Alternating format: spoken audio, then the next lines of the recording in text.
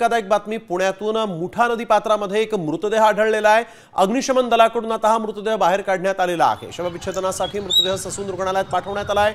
ही हत्या आहे की आत्महत्या याचा आता पोलिसांकडून शोध सुरू आहे। आमचे प्रतिनिधी अक्षय बडवे आपल्या सोबत फोन लाईन वरून जोडले गेलेले आहेत। अक्षय, काय अधिकची माहिती? हा मृतदेह नेमका कधी सापडला, काय या संदर्भातली माहिती?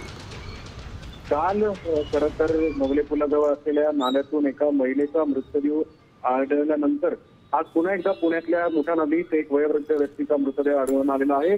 प्रकाश मारुती काळेकर, वय 67 वर्ष असं या वयोवृद्ध नागरिकाचे नाव आहे। पुण्यातील महानगरपालिकेजवळ असलेल्या नदीपात्रात हा मृतदेह खरं तर पोलिसांना आधी आढळून आला आणि त्यानंतर अग्निशमन दलाकडनं हा मृतदेह बाहेर काढण्यात आल्यानंतर पोलिसांकडनं हा डेड बॉडी जी आहे ती आता पोस्टमॉर्टमसाठी पाठवलेली आहे।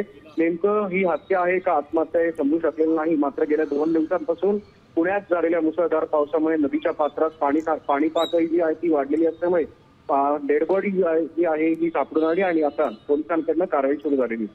धन्यवाद अक्षय, आपण दिलेल्या सविस्तर माहितीसाठी।